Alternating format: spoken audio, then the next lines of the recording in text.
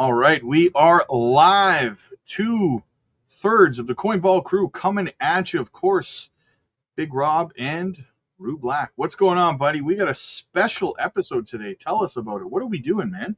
Hey, we're breaking down the spaces. It's pretty good spaces. I like halfway listened to it. I was doing my day job. I think Simon dropped some gems on there.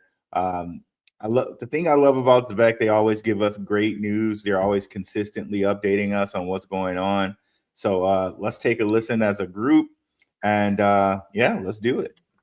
Yeah, for me, I didn't listen to any of it yet because I wanted to give an organic reaction for everybody on the stream tonight. So everyone who hasn't heard it yet, you're watching this with us.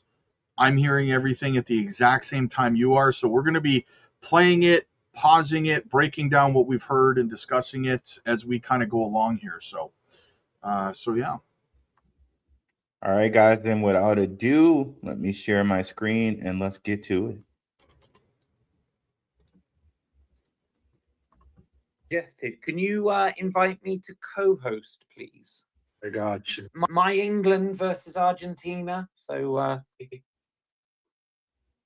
Just going to skip the parts where Simon isn't talking. Simon and his audio, huh? Yeah, every time, eh?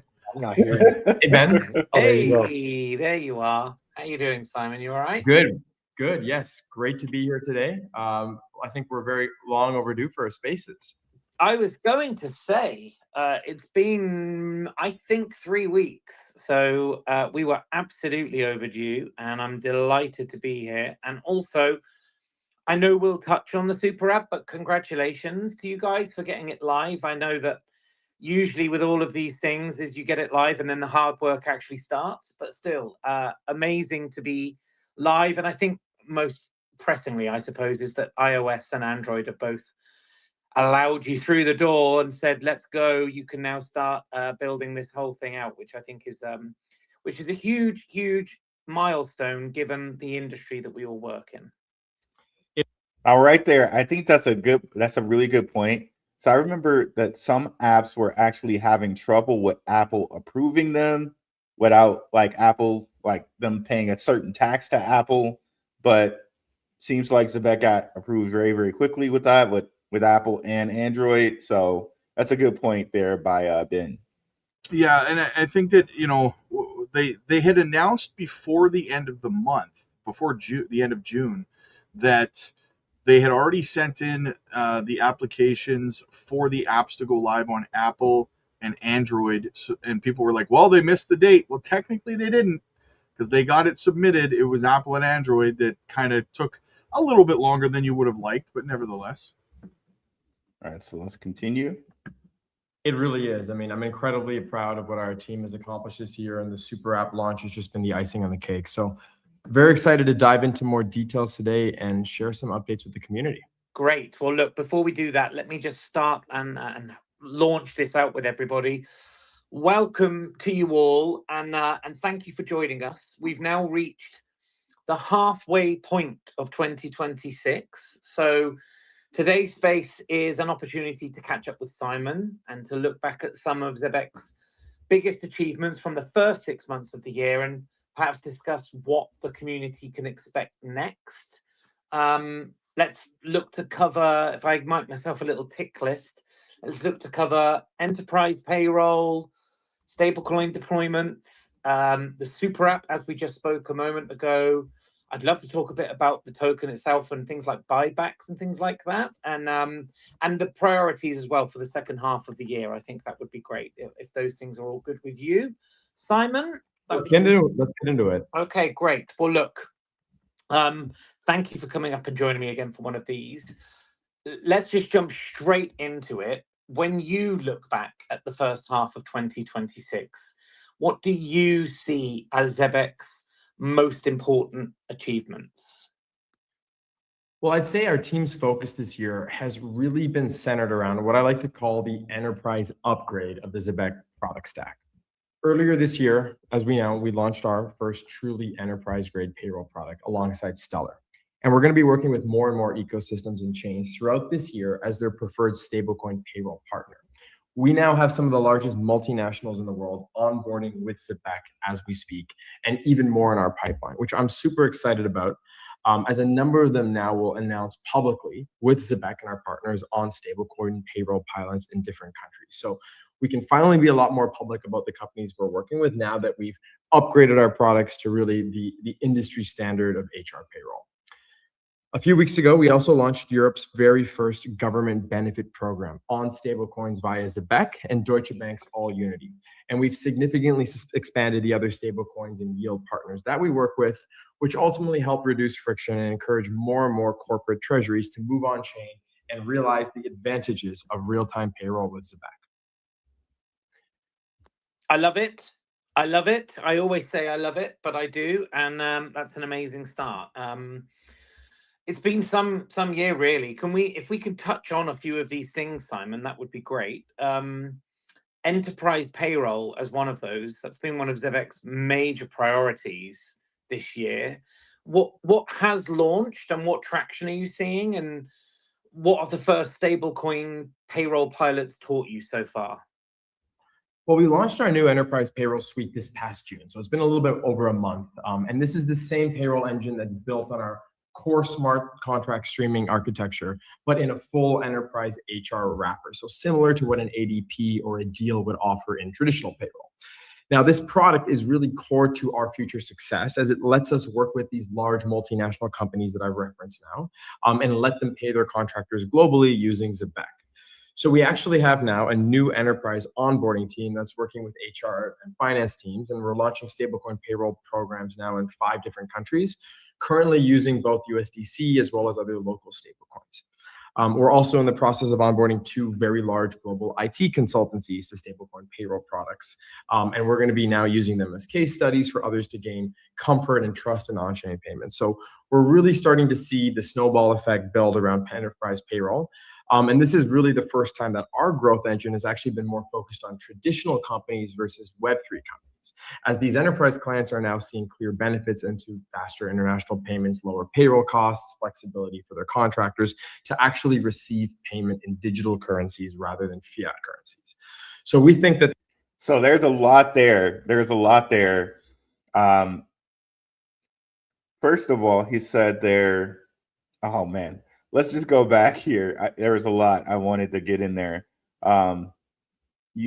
Let's go back and listen to that just a second again. Payroll products, and we're going to be now using them as case studies for others to gain comfort and trust in on-chain payments. So we're really starting to see the snowball effect build around. Okay, now I know what I was going to say. So they're doing USDC, of course. We know Circle's an investor in ZEBEC, but also on top of that, we know that they have other stable coins that they're using, like USD1, which is Trump's, World Unity financial stable coin. And he said they're going to be doing that with more than one stable coin. So kudos to that. Any thoughts there, Rob? They're probably going to have almost every single stable coin. They have RLUSD. I don't know if you mentioned that as well, right? Mm-hmm. Yeah, they're going to have all the ones that are significant anyway. Yep. I didn't mention that. So yeah, RLUSD, of course. That's great. That's Ripple stablecoin, of course, guys. But also check out the channel where we've been talking about ADI. ADI is having a Durham-based stablecoin DDSC. Okay, which I think ZEBEC is also going to get involved with that, so they could have payroll for any one of those countries over in the MENA region that uses the Durham. They're already partnered with ADI anyway, aren't they? They are. Yeah. Very bullish on ADI, absolutely. So let's continue here, guys. Enterprise payroll. And this is really the first time that our growth engine has actually been more focused on traditional companies versus Web3 companies, as these enterprise clients are now seeing clear benefits into faster international payments, lower payroll costs, flexibility for their contractors to actually receive payment in digital currencies rather than fiat currencies. So we think that these pilot programs are really a great way to get our foot in the door with the larger companies. And then they allow HR teams to test stablecoin payroll in a controlled environment before rolling it out to an entire company. So the next leg of growth from here for us on the enterprise side is really two parts. So first is expanding into more chains outside of Stellar and Solana, of course, which are the two that we're now offering within the enterprise payroll solution. And then expanding the product suite into corporate cards and treasury management, which now gives these enterprise. I think that the third one, if I had to guess on the third major network that they're going to expand into besides Solana and Stellar, I think is probably going to be the XRPL. Indeed. It just makes sense. They're partnered with Ripple now. They have their stable coin on their network. It just makes sense. It would also be interesting, of course, like we were saying, ADI chain, which, you know, they're all over there with World Liberty Financial and everybody. Also, another one would be Metallicus to hook up with them and get involved with the credit unions and possibly offer payroll there. One of the things that we already know that Simon's going to say later on is about governments, right? That they are already working with governments in Germany, right? And we brought that to you guys with the Coin Vault on a couple episodes as well. Yeah. And as always, guys, go ahead and put your comments in, and we'll get to the comments at the end of the show. Yeah, I was just gonna say that. Thanks. I was gonna say, guys, make sure you put your questions in. We're not ignoring you. We will get to them later. So, all right, let's continue on. CFOs, full support in managing treasury funds, payroll, and expenses, all on chain within a single application. And so you're really the payroll piece is kind of like the foot in the door before you get to offer them this broader suite of exciting things that they can do working with ZEBEC. I love that. I think it's incredible. And congrats, because that has been no mean feat, and it's great to hear that it's going so well already. Brilliant stuff. From the little list of things that I wrote down in terms of big announcements and things like that, I guess one of the most significant ones that I can think of is this German government benefit program that is launched with using ZEBEC and obviously the partnership with Stellar. What can you tell us about that program and why it's so important? Well, this is truly a first of its kind for any stablecoin use case that I can think of. ZEBEC, of course, has now been selected in Germany to manage government benefit distribution using our enterprise payroll platform to employees across Germany via Deutsche Bank's All-Unity stablecoin. So this is truly a first of its kind, and it's use cases like these which really help build trust and familiarity with crypto payments for everyday people.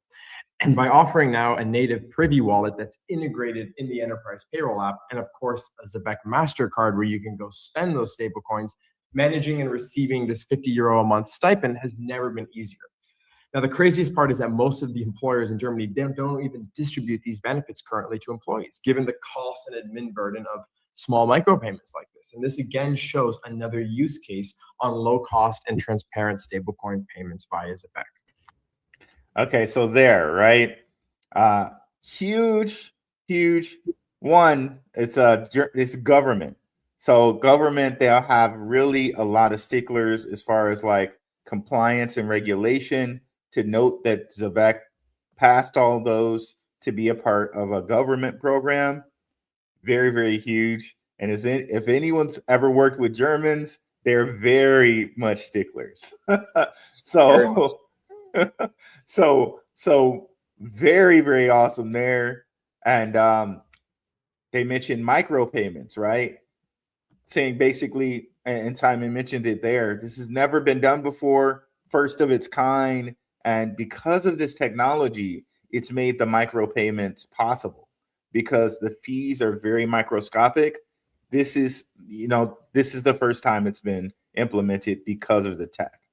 Yep, 100%. And there's no competition. That's the beautiful part about it. They don't have any. This isn't like a layer one narrative where there's just tens of thousands of layer ones all competing for a piece of the pie. They got the whole pie to themselves right now. 100%. Let's continue.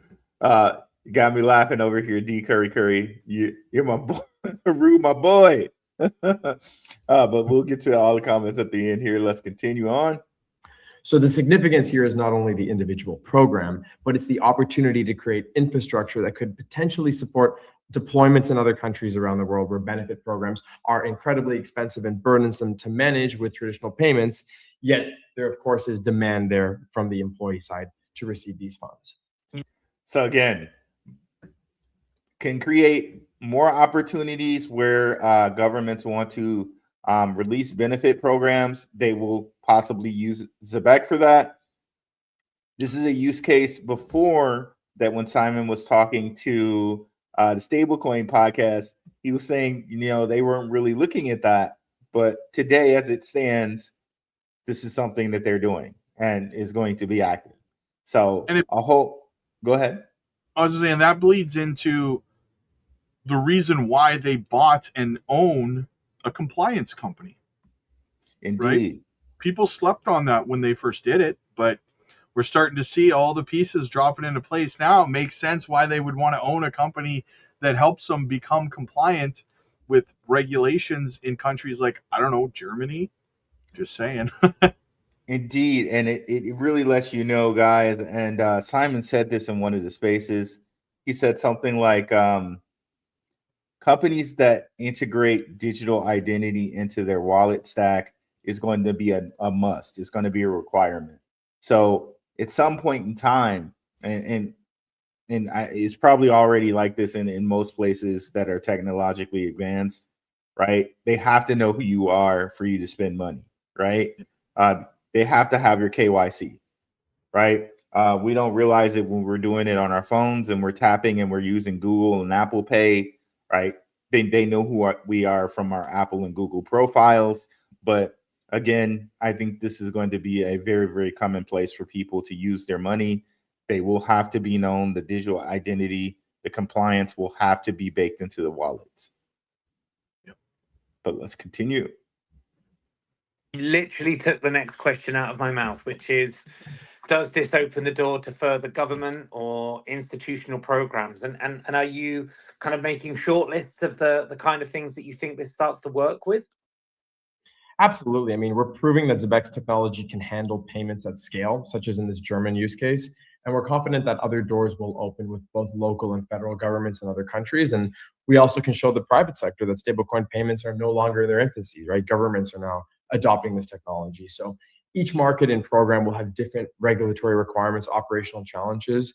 But the way that we have things set up at ZEBEC is that we can support these large-scale real-world payments, really no matter what country that we're doing them in. Yeah, it's a huge trust lift as well, isn't it? When like governments, etc., are now starting to look at this and say this is a solution that we trust and are happy and comfortable and excited to work with. So I think that's just it's a no-brainer. Amazing stuff. Love to see it. Love to see it. Okay, let's talk super app.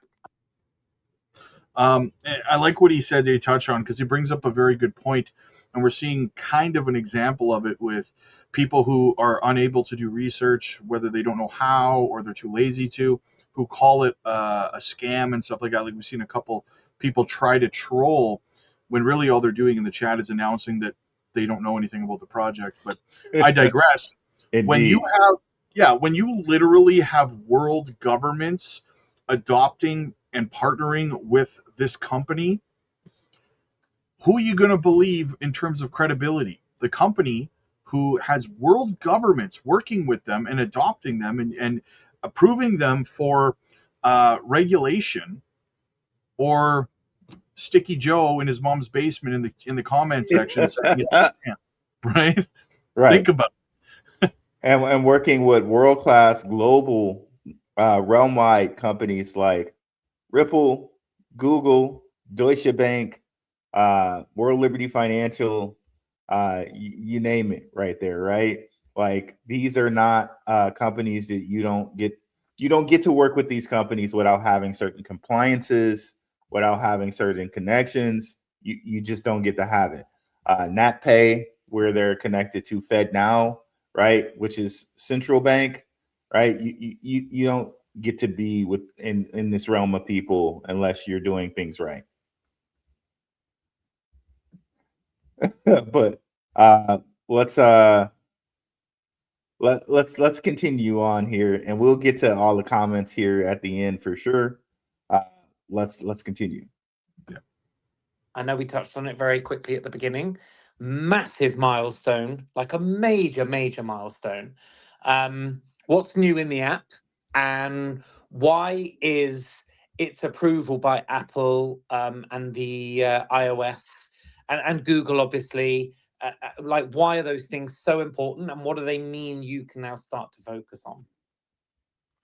Well, the wait is finally over. The ZEBEC Super App is here, now live in app stores in most major markets, and we're going to be continuing the rollout now over the next week in remaining countries. I know this has probably been the most anticipated product launch in ZEBEC history, so I'm sure our community is extremely excited now to be having the app hands-on, using it on a daily basis.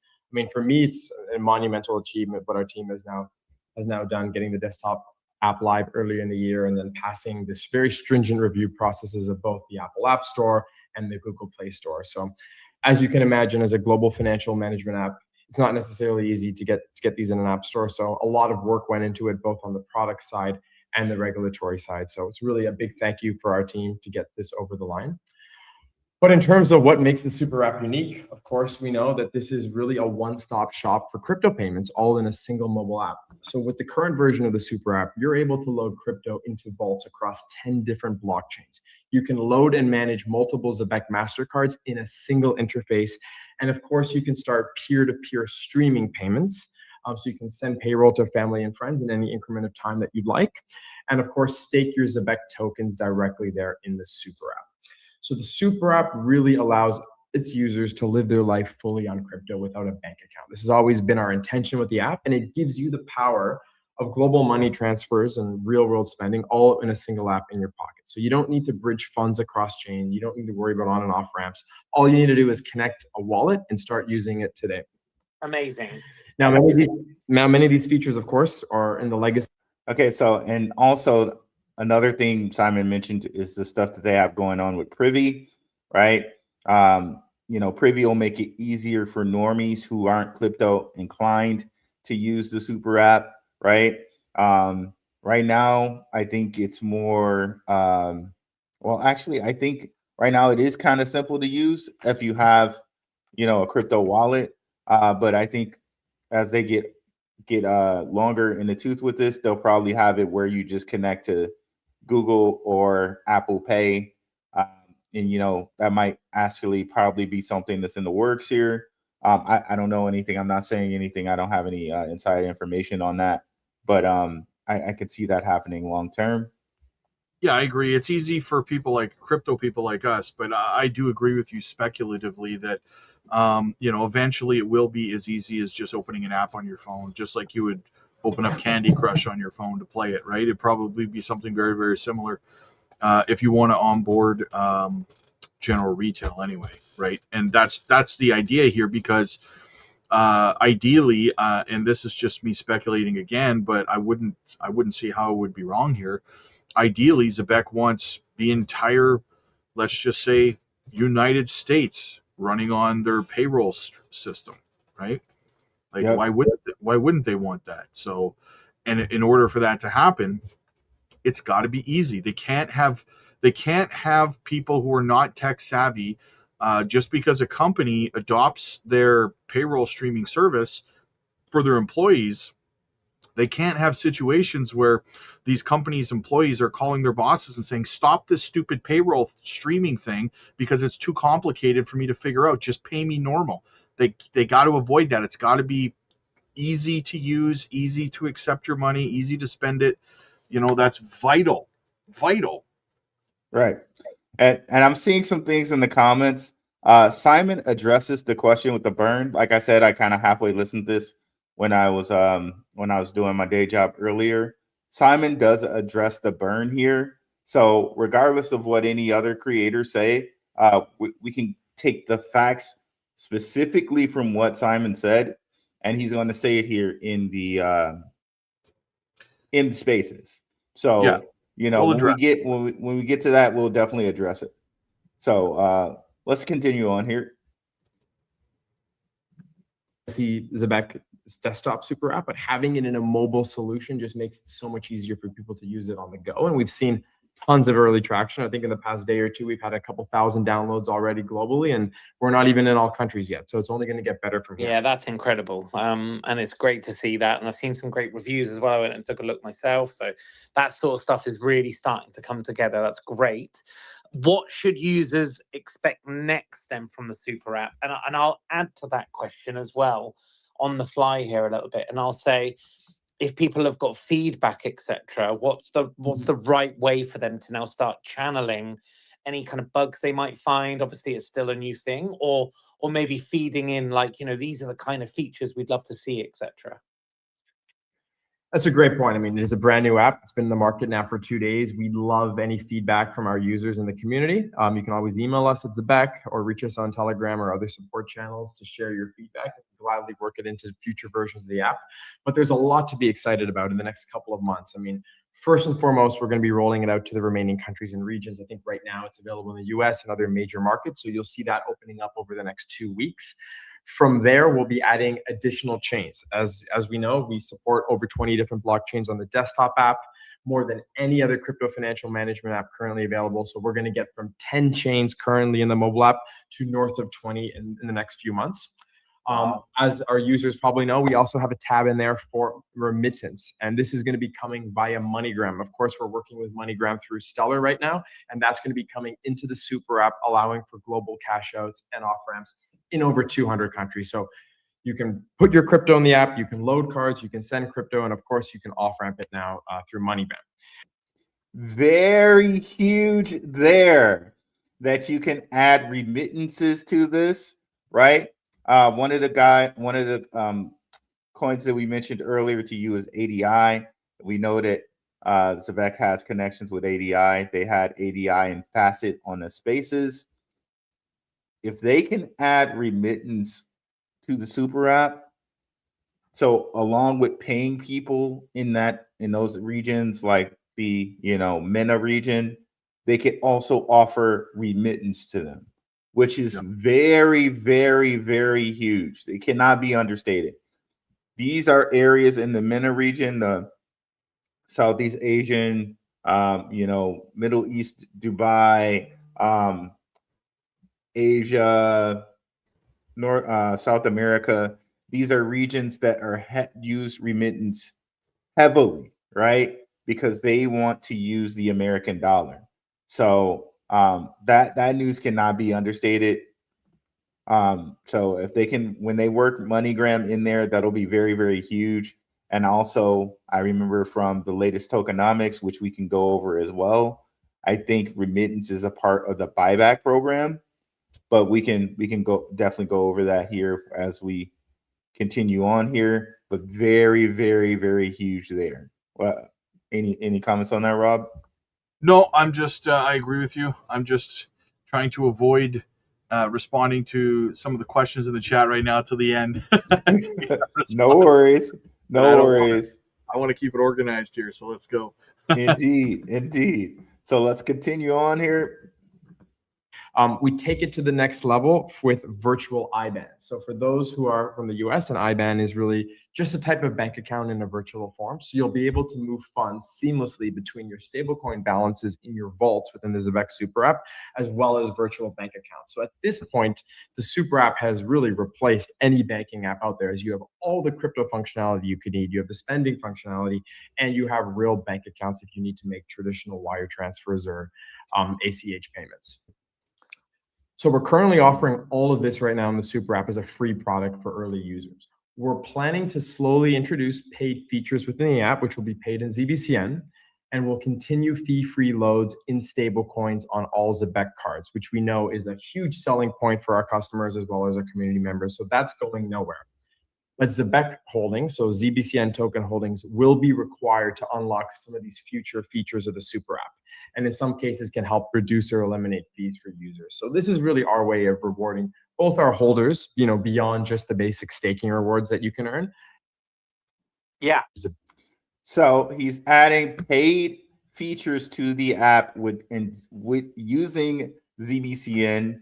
As token holders, this should make you guys really, really happy, because he's saying he's basically giving additional uses for the ZBCN token that's going to drive liquidity, that's going to drive usage, in which a lot of cryptos cannot say that their token has usage or is going to have real world use case, right? Everyone who uses the super app will possibly need to use ZBCN to use these features if they want to use these features. We don't know what they are yet, but we shall see. That can't be possible because haters say that there's no use case, there's no utility for ZEBEC. So I mean, Simon must be wrong. He must be wrong. Well, I don't know who's saying that there's no use case for it, but again, we'll definitely address that. Yeah, we'll definitely address that. And I've pointed this out many times in the new tokenomics. They say whoever uses their payroll platform, the fees are automatically converted to ZBCN. So no matter what stablecoin they use, their fees are automatically converted into ZBCN at the time they use the payroll platform, right? And again, we just talked about the MENA region. These people are going to want to transact in dollars. So that use case alone is going to bring liquidity to the coin because these people want dollars. They really don't want to use dirhams. They really don't want to insert local currency, the Turkey currency, whatever other currency. They don't want to use that. The yen, right? Whatever Asian currency, whatever Pakistani currency. They want to use the dollar. The dollar is better for them. It goes a longer way. So just that use case alone, which we'll see in the new tokenomics, and I say it every time. I don't know. People should be almost tired of me saying it, but I'll repeat it again. But yeah, let's continue on here. Back products to the fullest. That's awesome. It was actually, again, you are good today, Simon, because you're covering my next questions, which is like, I guess we could say super app and enterprise products, like we've already spoken about, how do they generate value differently? And I think you've just touched on that. And how does that progress from a revenue perspective connect back to the ZBCN token? It's a great question. I think it's an important distinction. I mean, at the end of the day, our products are based on fees. The enterprise payroll product is based on employer fees and transaction fees. And given that our primary goal right now is to build traction with corporate clients and really scale this product, in many of our early pilot programs, fees are initially waived if an employer, for example, is holding an initial threshold of ZBCN. Now, with time, as more clients and users are onboarded, we'll have more and more fees paid in ZBCN, but we always expect to keep the cost of a stablecoin payroll offering like ZEBEC to be a fraction of the cost of some of the traditional payroll systems out there that run on legacy banking infrastructure. I mean, that is core to our value proposition. The super app on the other side, of course, is... So let me stop that there. He says, our product is based off of fees, right? And shout out to you guys in the Patreon. He said this in the exclusive interview that he gave me, and he went even more in depth on it, right? Fees are honestly what this entire thing is about, if you guys want to know, right? With these stable coins, who gets the fees? Where do those fees go? That's the big thing that we've been talking about with Open Standard USD, Circle USD. Where do the fees go? Who are getting the fees? That's an important point. And again, in ZEBEC's tokenomics, they tell you no matter what stablecoin they use for payroll, those fees get automatically transferred into ZBCN, right? This is a very, very important point that Simon is mentioning about these fees. So I'm going to run it back to just have him say it again. But any comments there, Rob? Nope, run it back, brother. So let's run it back like a minute here. I have Simon say that again because that's a very important point. Sorry, I'm just going to add one little comment there, and it's just that like what people need to understand is that this is also a snowball effect, right? The more ZEBEC is adopted and used, it just gets bigger and bigger with the fees, with everything, right? So it's all about volume, and it's Exactly. continuing to grow. Exactly. Now we haven't even gotten to the burn yet, but it's an important part to understand that the fees and the volume from the fees is a very, very, very important piece to this puzzle, right? And I don't know what anybody else said, and I'm not, I'm not against or I just don't know what anyone else said, but again, we'll address that later. But let's listen here to this point. Great question. I think it's an important distinction. I mean, at the end of the day, our products are based on fees. The enterprise payroll product is based on employer fees and transaction fees. And given that our primary goal right now is to employer fees and transaction fees, build traction with corporate clients and really scale this product. Build traction with corporate clients and scale the product, right? In many of our early pilot programs, fees are initially waived if an employer, for example, is holding an initial threshold of ZBCN. Now, with time, so again, he's laying it all out for you. What a lot of projects do, what a lot of things do, is they'll give you low fees at the beginning, low to no fees at the beginning, and then raise the fees later, right? Netflix has done this. Things like Facebook have done this. Things like Twitter, Twitter was free, and then Elon came in and was like, "Hey, we charging you for a blue check mark now." You see what I'm saying? Huh? Yeah, Facebook's trying to do that now too. This is the thing: you get as many free clients as you can, and people who are marketers know this too. Like, oh, sign up for my free ebook, and then they get you to buy something, right? But you're there for the free ebook, right? So you get this is marketing 101, right? And Simon is laying it out for you.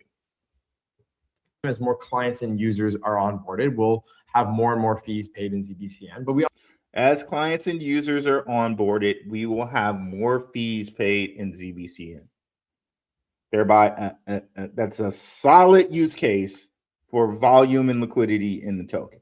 I always expect to keep the cost of a stablecoin payroll offering like ZEBEC to be a fraction of the cost of some of the traditional payroll systems out there that run on legacy banking infrastructure. I mean, that is core to our value proposition. The super app on the other side, of course, is offered as a free solution now, as I mentioned, for our early retail users at ZEBEC. But we will be adding in fees with time paid in ZBCN or require a staked balance. It's free now, but they're going to be adding them in later, right? ZBCN to unlock features or mitigate some of the fees paid.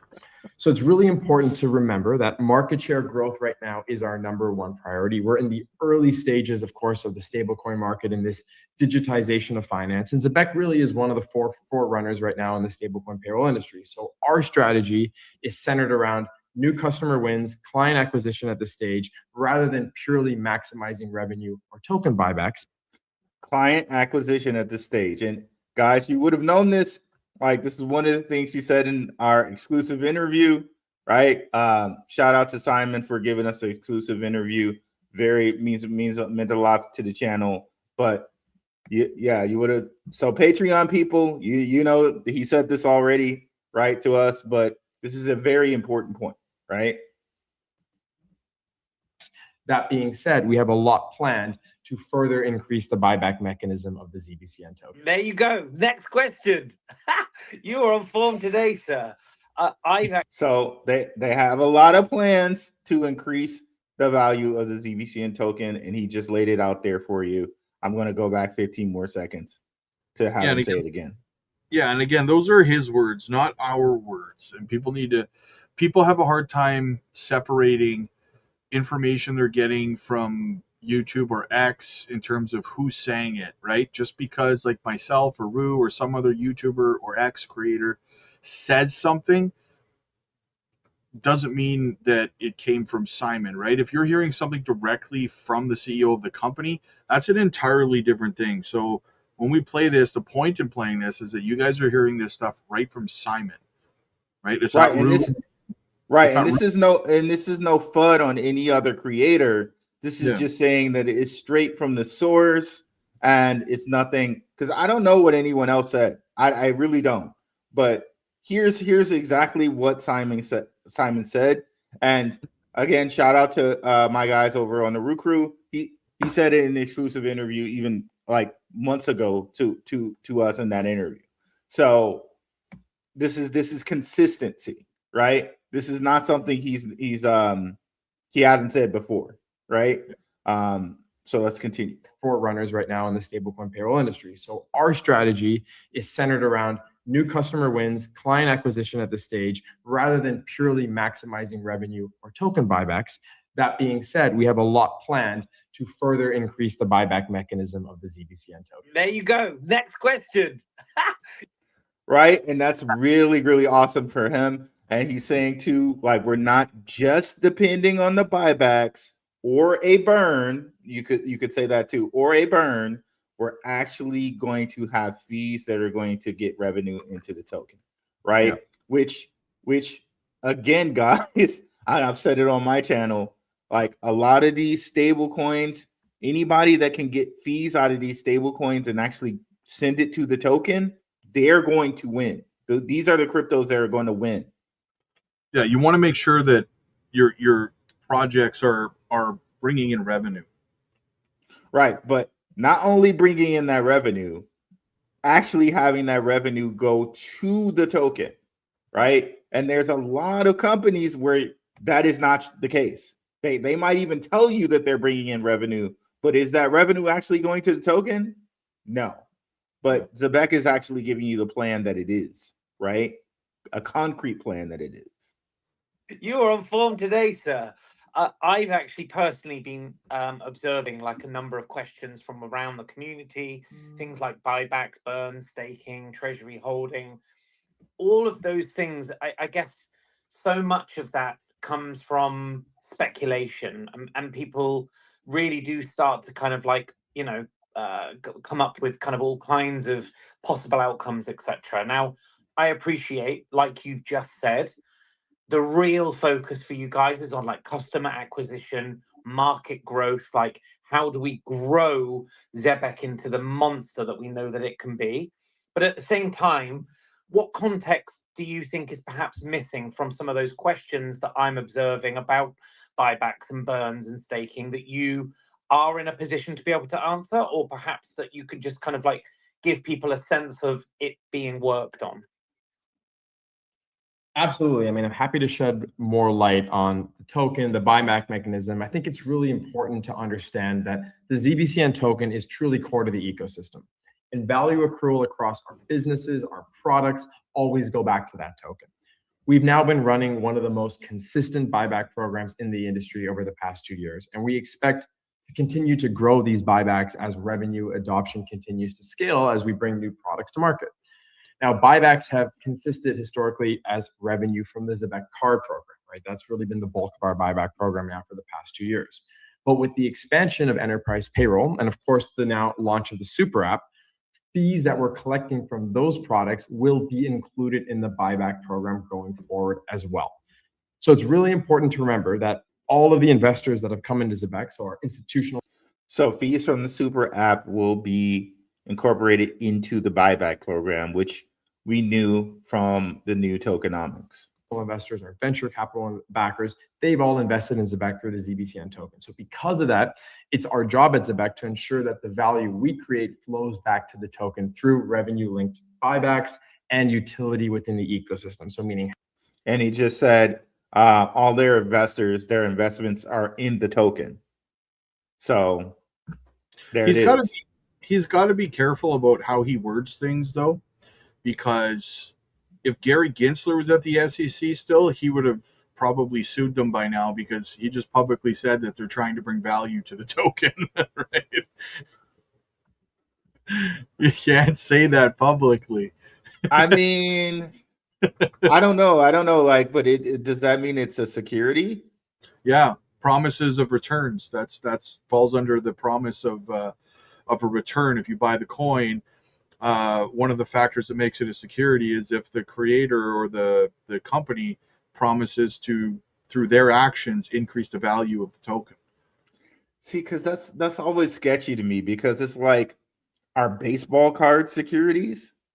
Well, no, because you don't have the company, like Upper Deck or whomever is making them. They're not saying that we're going to do something to increase the value of the card that you bought, right? They're not saying that. The card appreciates in value based on its scarcity and stuff like that, and its condition. But it's not the promise from Upper Deck that they're going to do something within their power to increase the value of the token, like Simon just said. Like, not to make it a whole thing, but he's just got to be careful with how he words things. That's all, right? Gotcha. No, that's a good catch. That's a good catch. Yeah. How is the ZEBEC token actually used in the products?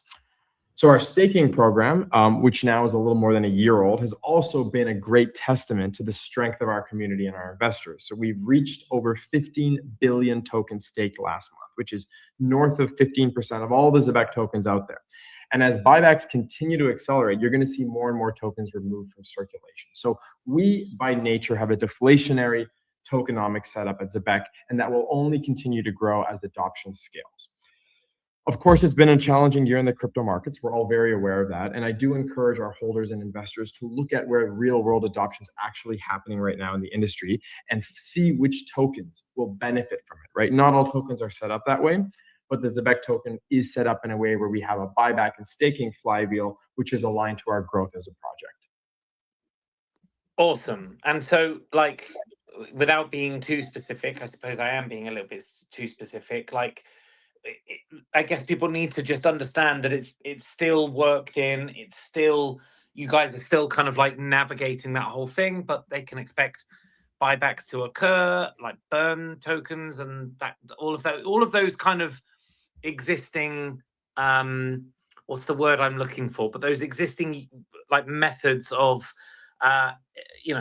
for people to get excited managing the supply. Thank you very much, Simon. You can see I'm waffling around that one because I want to be careful not to put you on the spot too much. But yes, so people just need to keep an eye out that those things are all being worked on and they are all still very much in the mix. Exactly. And we're anticipating to announce our next buyback very soon in the next week or two. So do stay on the lookout for that. Oh, cool. Okay. That's great. Thank you. I mean, that's perfect. I should have just asked. Okay. Looking ahead, what are you most excited about for the second half of 2026?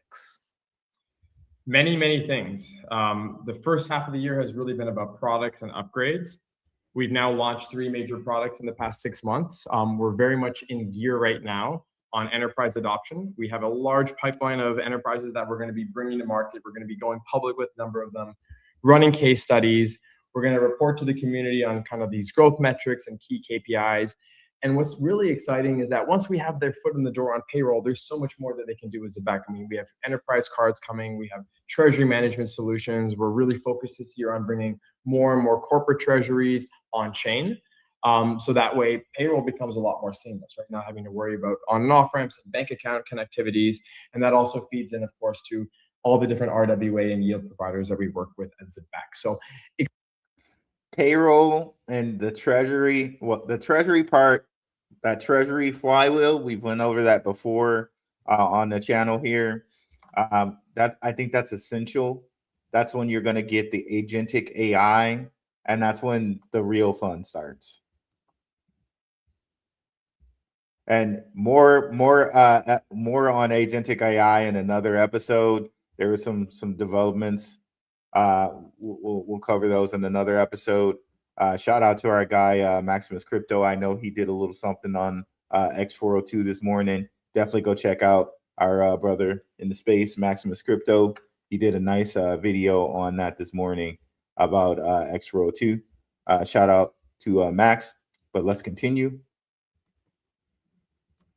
Expect continued product expansion, more and more large enterprise clients working with us, a wrap up of the tokenomics and the burn mechanism, the buyback mechanism, which we discussed.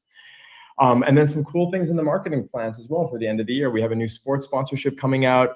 We have some products actually planned, some real world products planned with Stellar that are going to be dropping in the next couple of weeks. So stay tuned for that. And then some very, very big chain announcements and ecosystem expansions. I'm sorry? He just said the burn mechanism. Simon just said it. Well, he hasn't gotten to the part where he clearly says about the burn, right? Mm-hmm. He hasn't gotten there yet. And again, we'll address all of that. And what he just said about it being deflationary is that with the buyback, it is, that I guess that's technically deflationary. Well, I don't know. If they're buying back tokens and they're being locked up and taken out of circulation, as he said, those tokens are removed from circulation, I believe was the exact words he used. Well, then that is still a deflationary aspect. You're increasing the TVL, which is reducing the total amount in circulation. So regardless of how you say it, whether they're destroying them forever or they're locking them up, either way, they are being removed from circulation. Both strategies are a deflationary strategy. So yeah, let's get to it though. He's going to get to the burn here towards the end. Some of which we've alluded to earlier this year, but couldn't get into specifics yet, will be coming in the latter half of the year. So lots to look forward to on that end. I love it. That is awesome. I mean, it's one thing to get these things live, right? But it's then another to continue to kind of like really have the kind of like the gumption and the really push on and start to develop those things. And I'm really grateful for you talking specifically about like those side of things. And I'm also really grateful for you talking really openly and honestly about like the burn back questions and things like that I was speaking about and kind of skirting around a moment ago. I think, from a community perspective, and I'm speaking here as a community member, I'm always so bullish about the things that we're building and the networking that's going on and the different clients and consumers and all of those things. They really make me feel bullish. But it's also really important to kind of like know that, yes, the kind of deflationary token and all of those things that are still being looked at. So I'm really grateful for you taking the time to kind of answer on both sides. I don't know if there's anything else you wanted to add to that. Well, we've been now asked a few times regarding token burns at ZEBEC, and I think it's important to give some context to the community and maybe people that are more recently part of the ZEBEC community. It's something that we've reconsidered, in light of our growth this past year. But in the past, we had a vote to the ZEBEC community against a burn proposal, and hence why our buyback program has actually not included token burns. But given the growth this year, we are reconsidering potentially relaunching a vote on this topic towards the end of the year, which would then allow for ZBCN token burning to resume as part of the buyback program. So that's something that we can look forward to towards the end of the year, and I think we'll have more updates on that as we continue to revise and enhance our tokenomics with the growth of the business. Okay, so he says there it was a community vote, and the community vote was that they didn't go with burns, they go with buybacks instead. And he said, okay, well, we're going to relook at that. I'm actually looking up right now to see if I can find any kind of proof of a community vote that he spoke of, because I've never heard of any community vote. Well, I think the vote happened in tandem with them switching to ZBCN switching from ZBC to ZBCN. They decided to go back with a buyback program. So I believe that's when that happened. I suspect what happened, and this is just me speculating, kind of agrees with something King Pound said in the chat about how they're probably staking them. So I think they figured we'll buy back the tokens, and instead of burning them, we'll use them to generate revenue by staking them as well. Yeah. Because here's the thing to me, because in their original proposal, like in 2024. I think this was before they changed to ZBCN from ZBC. They burned 1 token per transaction. And I think what they maybe might have figured out is if they're doing all of these micro payments, you're gonna burn through the supply really quickly if you're doing these micro payments and you have all these AI agents doing all of these payments around the world. So yeah, I found it here. We can cover it another time, but I have it. Maybe we'll do it in a separate stream. But I do have it here. ZIP4 governance proposal registration for protocol growth, discussing the proof of the community vote on that topic. So okay. So yeah, Rob found the information. We'll cover it on another stream. So be on the lookout for that. But my thought is they realized where agentic AI and micropayments were heading, and you would burn through the system way too fast if you're doing that. If there's all these different micropayments, retail would hold all the coins. all the coins would be burned. All the coins would be burned. And that's why you got with certain platforms like XRP where they only burn like 0.0001 or something like that. It's like 0.4 zeros and 1 per transaction, right? So burning 1 token per transaction with all these micropayments is probably way too much, way too big of a burn. So it's good for investors, like retail investors holding the coin, but it's bad for the company essentially. Correct. Yeah. So indeed. I'm sorry. You're supposed to say indeed. Oh, indeed. Yes, indeed. For sure. Indeed. But again, this is not so. Simon didn't take it off the table. And yeah, I think there's some crazy mathematics involved with that, because again, if you're thinking that you're going to be this global company and that everything goes to streaming payments and you're paying everybody all the time with streaming payments, I don't know how they can work out that burn. Maybe it's some just like really minuscule amount, like 00, like 8 zeros and 1 or something like that, or otherwise you're going to burn through the whole supply. And sounds like you might want that as a investor, but I don't think you do. I think you want this to be a currency that continues, that you can continue to get value out of. It doesn't help you if the company goes under because the tokens are gone. You got no more tokens for utility, and Yeah. So let's continue on and finish this out, and then we'll get to all the chat questions. That is actually amazing. I think that's a really, I'm sure so many people in the community will feel so positive about that, just even as an option for everyone. I think it's a really, really exciting moment. That combined with all of the things that you guys are building is very, very exciting for the rest of this year, I think. Absolutely. I mean, it's been a really incredible start to the year. I mean, obviously lots of ups and downs in the market, but we are focused on the future. We're focused on growth as a company. We track a lot of key KPIs in terms of adoption, and we've seen month-over-month growth this year, even in a down market. So we're really excited about what the second half of the year has to come, and there'll be a lot of exciting announcements in the next few weeks as well.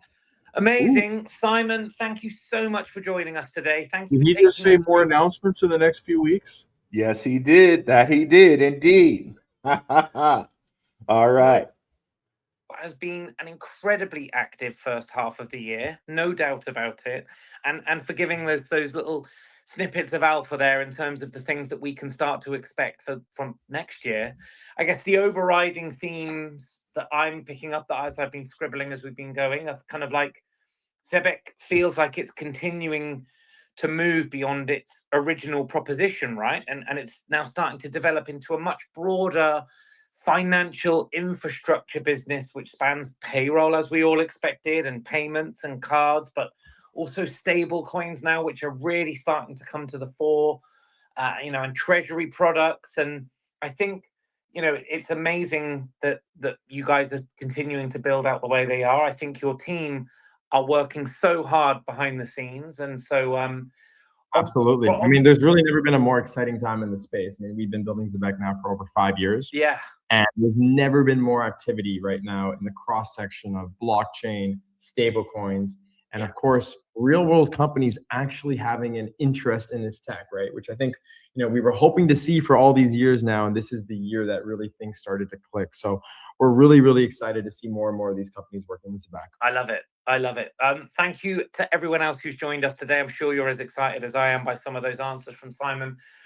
Keep following ZEBEC's official channels for product releases and updates and enterprise updates and now buyback announcements, perhaps, and everything else coming in the second half of 2026. Really, really exciting stuff. Thank you again, Simon. Really appreciate it. JJ, when you're ready, my friend, you can wrap us up. Absolutely. Thank you guys again for the time, Ben and Simon. And thanks everybody for joining. I know it's still in the middle of the week, so thank you guys for your time and look forward to the next one and all the cool stuff we got going on. Yep. So shout out to JJ Ortiz, shout out to Simon, and shout out to Ben White. He always does a great job posting these spaces. So let's get into some of our questions here. And kudos to Simon. He directly addressed personally the question of burn, and now it's directly addressed out of his mouth. So let's see where we're at with the questions here. Yeah, I'm scanning the chat right now. Okay, thank you, Rob. SV says, can they unlock those coins if they want, or will they be locked forever? Well, if it's a community vote if it's part of the DAO, part of a community vote, well, then to be able to theoretically, this is theoretical and speculative, but they would have to put forth another proposal to be able to unlock tokens to sell, right? Unless they pull a Justin Sun. Do whatever they want. Okay. I don't know. Do you have any thoughts on that one? Well, I don't know. I don't know how that process works.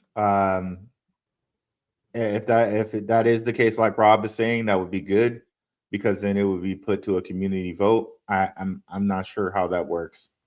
Mm-hmm. He said, will they use the fee revenue for buybacks?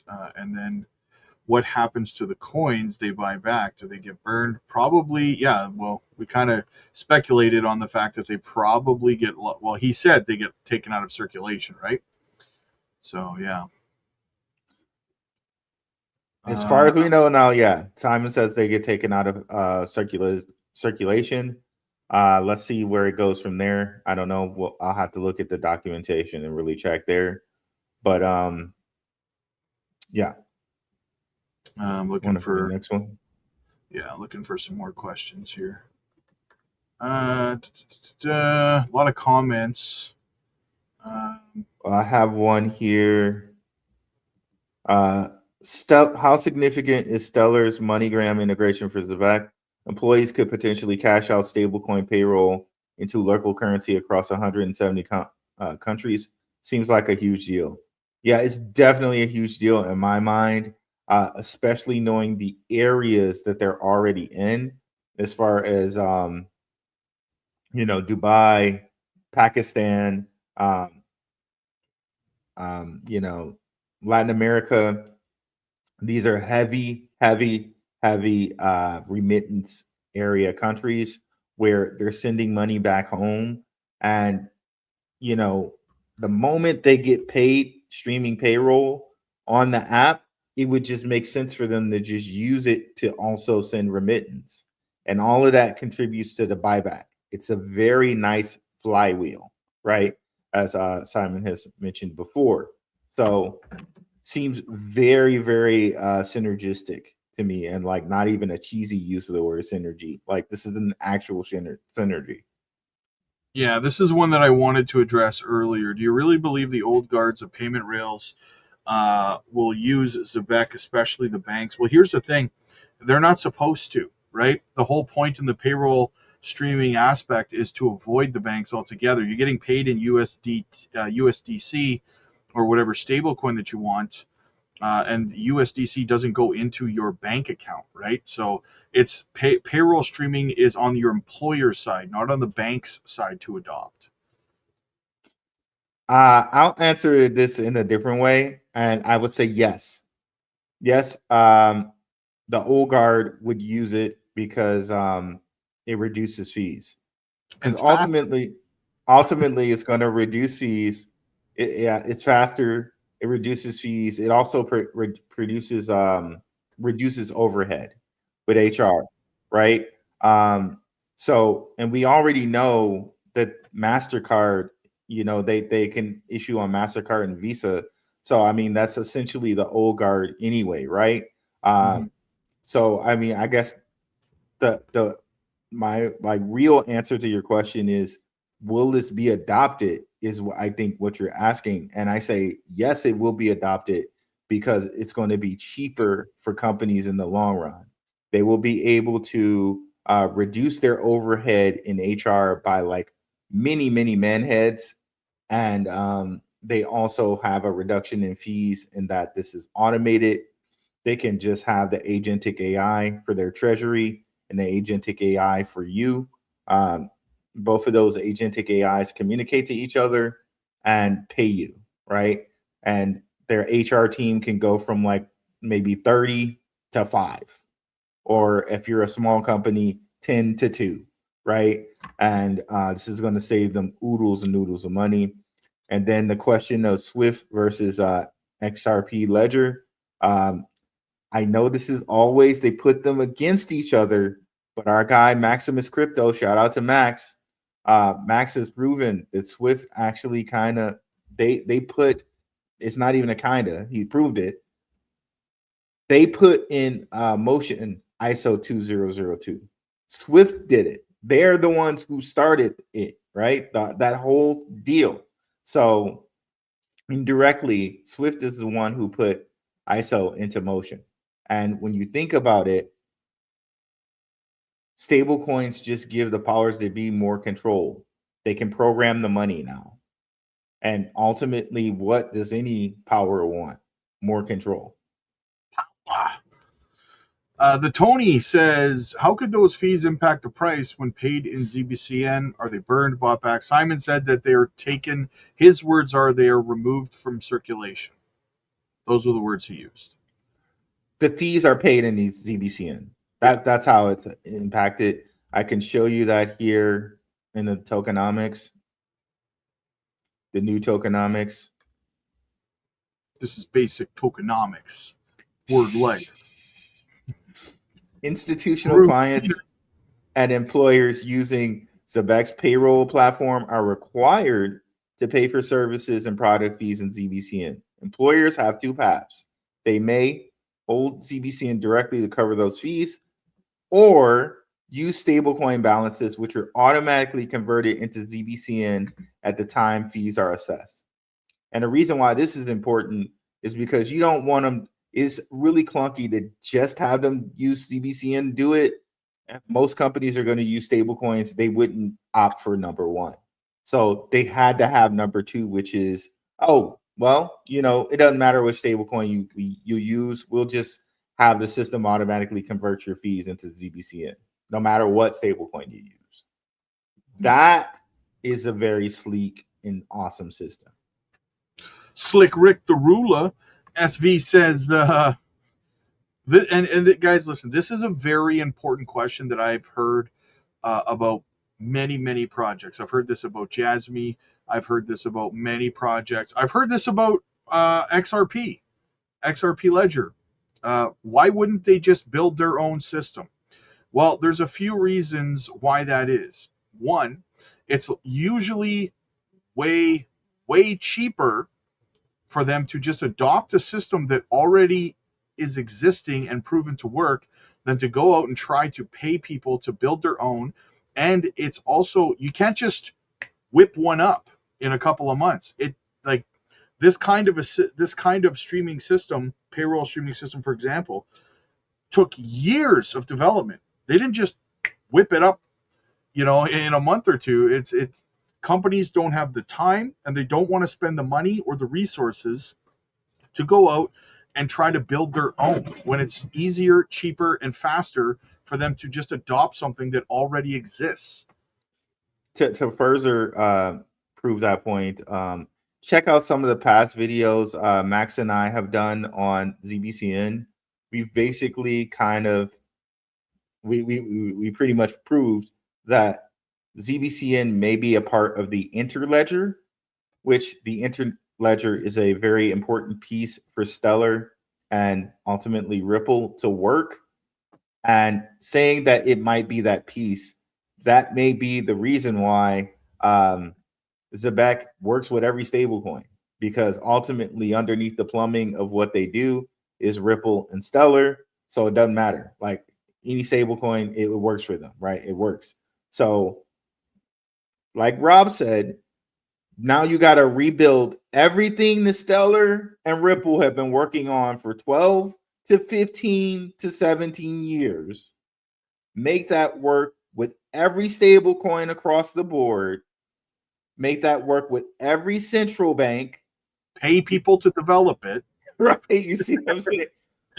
Have the compliances, the SOC 2, the ISO 2002, the MiCA, the whatever they use in England or Europe, the other one, the FCA. You got to do all that. Yeah. But instead, hey, why not just use ZEBEC? They have the compliances. They work with the underlying architecture of Ripple, the underlying architecture of FedNow, all of that. They work with that. So yeah. No, another company is not going to go through all of that. They'll just use ZEBEC. And just to address Omni, much love, man. Shout out to you. There is proof. I went and did a little bit of digging here while we were streaming, and on your screen right now is proof of a ZIP for governance proposal for the community vote to for no burn and for buybacks and tokens taken out of circulation as opposed to the burn. So there is proof of the community vote. It's on your screen right now. And Rue and I will go through this in another stream. So. All right, so let's head to another question. Yep, if you have one before me, Rob, go ahead with it. I'm looking. I don't see any more questions. I went all the way to the top, and now I'm back at the bottom again. So. Okay, let me see. There's some different ones on my side here.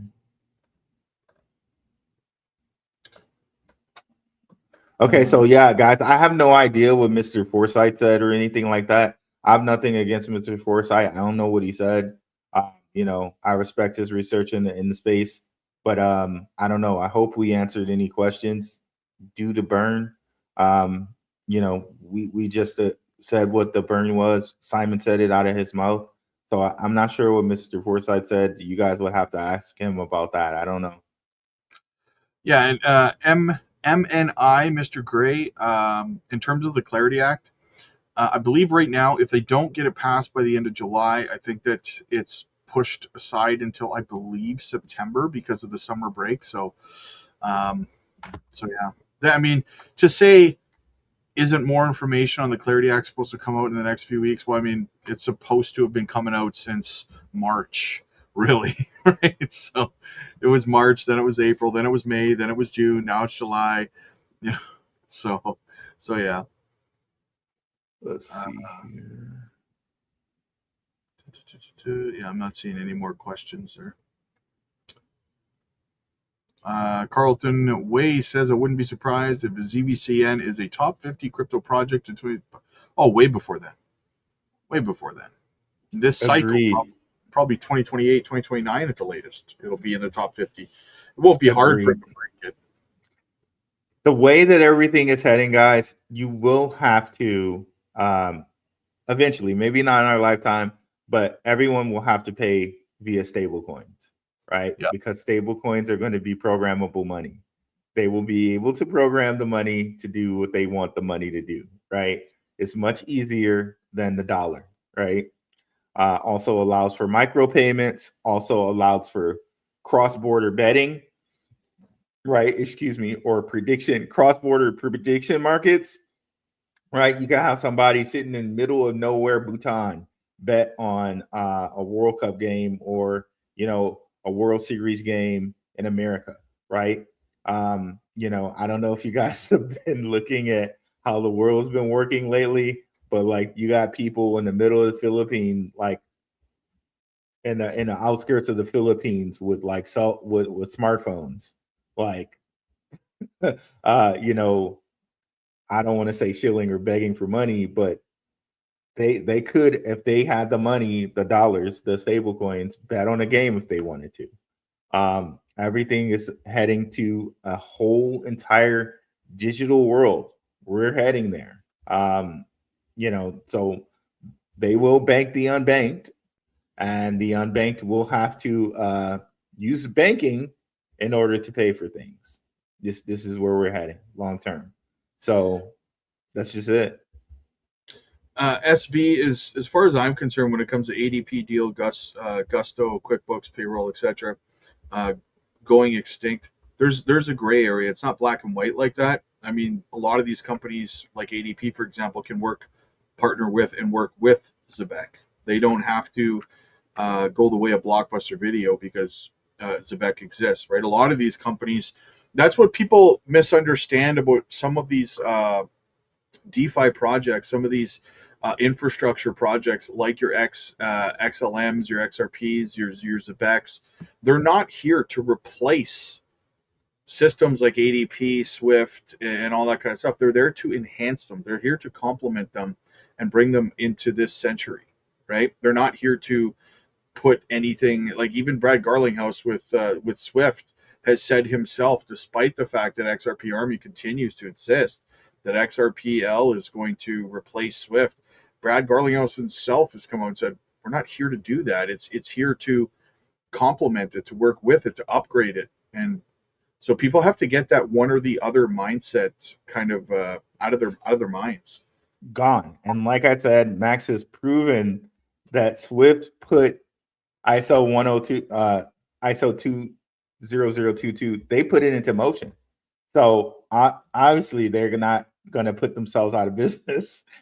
They put it in motion to be an upgrade to what they already do. And ZEBEC has former ADP C-level executives on its advisory board. So obviously there's some connection there. And if you can look at some of ZEBEC's investors, there's an indirect connection to BlackRock there. BlackRock has connections with ADP in that they own stock in ADP, they own stock in Paychex, they probably own some stock in all the other ones you said there, QuickBooks. I thoroughly believe that all of these companies will eventually move down the road of paying people with streaming payments.